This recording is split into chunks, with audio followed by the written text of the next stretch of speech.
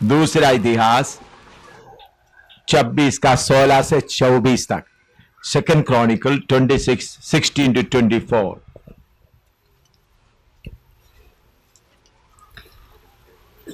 परंतु जब वह सामर्थी हो गया तब उसका मन फूल उठा और उसने बिगड़कर अपने परमेश्वर यहोवा का विश्वासघात किया, अर्थात वह धूप की वेदी पर धूप जलाने को यहोवा के मंदिर में घुस गया। और अजरिया याजक उसके बाद भीतर गया और उसके संग यहोवा के 80 याजक भी जो वीर थे गए। और उन्होंने उजिया राजा का सामना करके उससे कहा, हे उजिया, यहोवा के लिए धूप जलाना तेरा काम नहीं, हारून की संतान अर्थात उन याजकों ही का काम है जो धूप जलाने को पवित्र किए गए हैं। तू पवित्र स्थान से निकल जा, तूने विश्वासघात किया है। यहोवा परमेश्वर की ओर से यह तेरी महिमा का कारण ना होगा।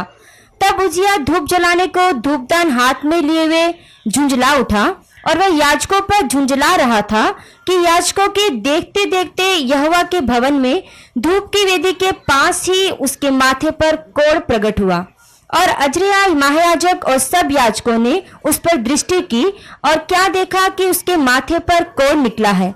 तब उन्होंने उसको वहां से झटपट निकाल दिया, वरन यह जानकर कि यहोवा ने मुझे कोढ़ी कर दिया है, उसने आप बाहर जाने को उतावली की। और उजिया राजा मरने के दिन तक कोढ़ी रहा और कोढ़ के कारण अलग एक घर में रहता था। वह तो यहोवा के भवन में जाने ना पाता था। और उसका पुत्र योताम राजघराने के काम पर नियुक्त किया गया और वह लोगों का न्याय भी करता था। आदि से अंत तक उजिया के और कामों का वर्णन तो आमोस के पुत्र यशायाह नबी में ने लिखा है। निदान उजिया अपने पुरखों के संग सो गया और उसको उसके पुरखाओं के निकट राजाओं के मिट्टी देने के खेत में मिट्टी दी गई, क्योंकि उन्होंने कहा कि वह कोढ़ी है। और उसका पुत्र योताम उसके स्थान पर राज्य करने लगा। देखिए, इधर में 16 साल में उन्होंने राजा बना, 52 साल 52 ईयर्स अपना देश में राज्य किया। उनका देश पूरा तरक्की किया। बहुत बात उन्होंने क्या क्या क्या करके लिखा, इतिहास में लिखा है। लेकिन चलते चलते इतना बड़ा राजा के अंदर क्या आ गया? आत्मिक घमंड। मैं तो परमेश्वर के साथ चलने वाला, मैं कुछ भी कर सकता। उन्होंने भी जाकर क्या किया है? धूपदान देकर धूप जलाने के लिए अंदर गया। एकदम उनके माथे पर कोढ़ निकल आया। उधर से जबरदस्ती उनको निकाला गया। राजा का महल में भी नहीं गए, अकेला घर में रहना पड़ा और कोढ़ी होकर मर गया। मरते समय में भी राजाओं का जिधर दफन करते उसी इलाका में आम जमीन में उनको क्या किया? गाड़ दिया, क्योंकि वो कौन है? उधर मेरे का कोढ़ी। इसका कारण क्या था? चलते चलते अंदर में घमंड आ गया। लिखो,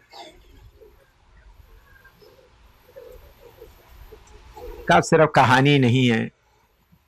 आजकल आत्मिक लोगों के बीच में थोड़ी देर प्रभु उनके साथ रहकर कुछ किया तो चलते चलते अंदर अपने आप ही मैं सब कुछ कर सकता हूं करके एक विचार आ जाता है।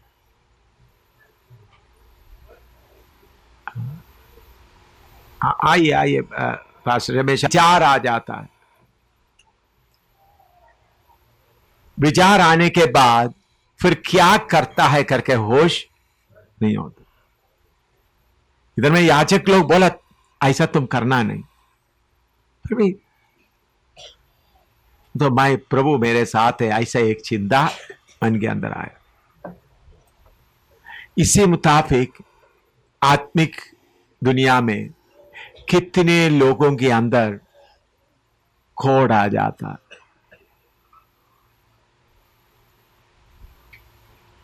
उजिया राजा की तरह उनको भवन से निकाला नहीं, इधर में कोई पावन ऐसा दिखाई नहीं देता, लेकिन सेवा से प्रभु क्या करता है? हटाता जाता है। सेवा से प्रभु क्या करता है? हटाता जाता है। मेरे अनुभव में पिछले दिनों में भी आया, मैंने प्रार्थना करता नेपाल को भेजने के बारे में, बाकी बारे में, पर बोला नो, नहीं भेजना। गवर्नमेंट का कोड उनमें लगा हुआ, मैं तुमको अनुमति नहीं देता, नहीं भेजेगा तुम। बहुत समय में सेवा, जब लाखों लोग मर रहा है, जब सेवक के अंदर घमंड आ जाता है या अपना मर्जी से कुछ करते, तो प्रभु फिर क्या नहीं देता? सेवा नहीं देता।